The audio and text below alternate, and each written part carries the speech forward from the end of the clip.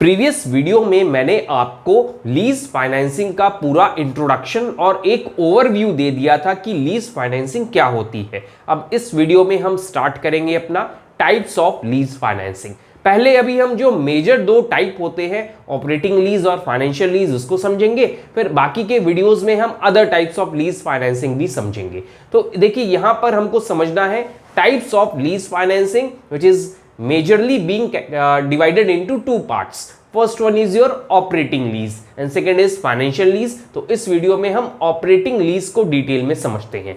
Operating lease के पूरे concept को एक्सप्लेन करेंगे हम इस वीडियो में।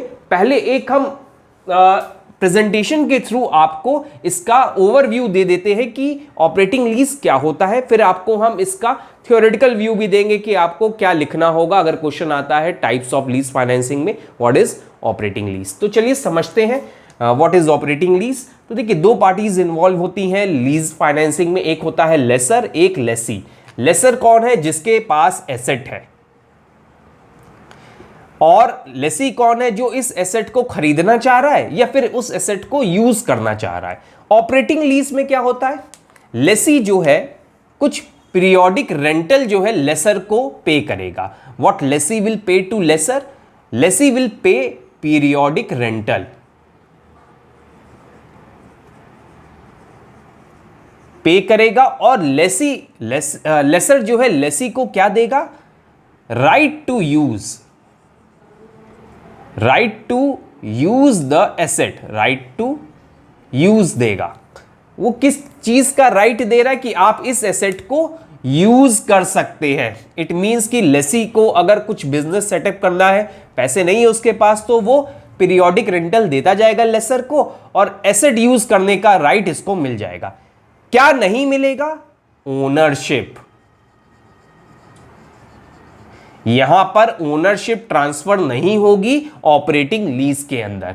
तो चलिए अब हम इसको थियोरेटिकल व्यू में समझते हैं। ये तो एक छोटा सा ओवरव्यू दिया कि हम क्या पढ़ने जा रहे हैं। अब इसके कुछ हम माइन्यूट चीजें जो है वो हम थियोरेटिकल फ्रेमवर्क में कवर करेंगे। तो चलिए हम समझते हैं व्हाट इज ऑपरेटिंग लीज। आप इस प्रेजेंटेशन के अकॉर्डिंग भी एक्सप्लेन कर सकते हैं। तो चलिए देखते हैं। इसमें सबसे पहला जो दिया हुआ है, broadly lease contract can be divided into two parts. First one is operating and second is financial lease. तो ऑपरेटिंग लीज क्या होता है देखते हैं। An operating lease is a form of lease in which right to use the asset is given by the lessor to lessee। देखिए अभी हमने बताया ये ऐसा लीज कॉन्ट्रैक्ट होता है जिसमें right to use asset is given by lessor to lessee। आगे क्या बोल रहा है? However the ownership right remains with the lessor। Ownership transfer नहीं होती है, ये राइट जो है सिर्फ लेसर के पास रहता है।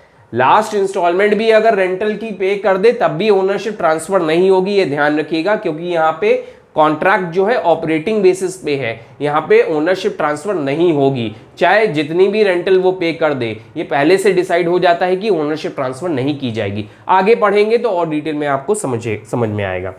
The lessee gives a fixed amount of periodic lease rental to the lessor for using the asset। अभी हमने बताया ये क्या देगा रिटर्न में? पीरियोडिक रेंटल देगा। क्यों दे रहा है? क्योंकि ये एसेट को यूज करने दे रहा है। लेसर जो है लेसी को एसेट यूज करने दे रहा है अपनी। Further the lessor also bears the insurance, maintenance and repair cost of the asset. देखिए जो लेसर है यहां पर, ये जितने भी एक्सपेंस होंगे इस एसेट के ऊपर वो कौन बेयर करेगा? लेसर बेयर करेगा। क्यों यहां पे ये बेयर कर रहा है?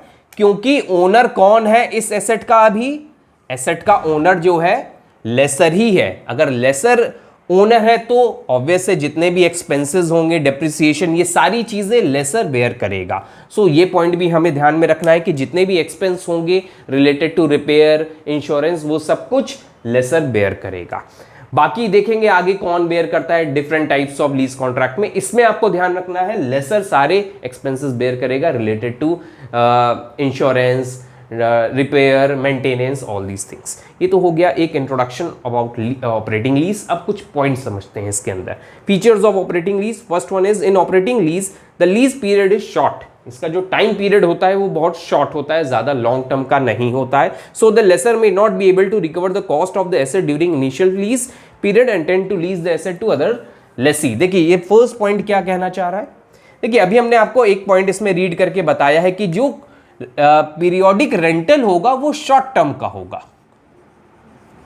एसेट की लाइफ सपोज 10 ईयर्स है, तो ये जो लेसी है, ये जो यूज करने का राइट ले रहा है लेसर से, वो शॉर्ट टर्म के लिए ले रहा है। सपोज हम मान लेते 1 साल के लिए ले रहा है, मशीन की लाइफ तो 10 ईयर्स है ना, तो ये सिर्फ 1 साल के लिए ले रहा है। इसका मतलब 1 साल के बाद एसेट इसकी यूज होने के बाद वापस आ जाएगी, तो ये क्या करेगा लेसर, किसी दूसरे लेसी को फिर से सेम राइट दे देगा पीरियोडिक रेंटल के रिटर्न में। तो लेसी 1 और लेसी 2, इसी तरह वो जब तक इकोनॉमिक लाइफ एसेट की रहेगी तब तक वो लीज जो है लेसी को, अलग अलग लेसीज को वो अपना एसेट यूज करने दे देगा। So this is your first feature of operating lease. तो देखिए यहां पे लिखा भी हुआ है during the initial lease period, और देखिए एक बार लीज लेसी को एक बार एसेट यूज करने पे इसका जो भी एसेट की वैल्यू है वो रिकवर नहीं हो पाएगी पीरियोडिक रेंटल में। 1 साल की तो लाइफ भी नहीं है उसकी, 10 ईयर्स की लाइफ है,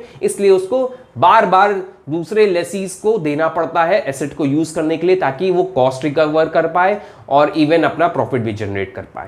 now the second is the term of this type of lease is shorter than assets economic life. देखिए इसका जो टर्म है 1 साल का है, हो सकता है ये 2 साल के लिए, तो इसका जो टर्म है लीज जो कॉन्ट्रैक्ट कर रहा है लेसर लेसी से, डिफरेंट लेसी से, वो टाइम पीरियड जो है शॉर्टर है एज कंपेयर टू एसेट की जो इकोनॉमिक लाइफ है 10 ईयर्स है। यहाँ तो कॉन्ट्रैक्ट 1 साल का, 2 साल का, 6 मंथ्स का, इस तरह का कॉन्ट्रैक्ट कर रहा है, तो टाइम पीरियड स्मॉल होता है इस कॉन्ट्रैक्ट में। The lessee is obliged to make payment until the lease expiration which approaches useful life of an asset. तो ये हो गया हमारा second point. The third one is an operating lease is particularly attractive to the companies that continually update or replace equipment and want to use equipment without ownership but also want to return equipment at lease and avoid technological obsolescence. देखिए इस तरह का operating lease किसके लिए beneficial है? Obviously इनके लिए तो बेनिफिशियल है ही, क्योंकि डिफरेंट को lease contract, operating lease contract में लाकर वो अपना बेनिफिट प्रॉफिट तो जनरेट कर ही रहा है, पीरियोडिक रेंटल मिल ही रहा है इनको। देखिए जो बिजनेसमैन, किसके लिए बेस्ट ये बेनिफिशियल रहता है?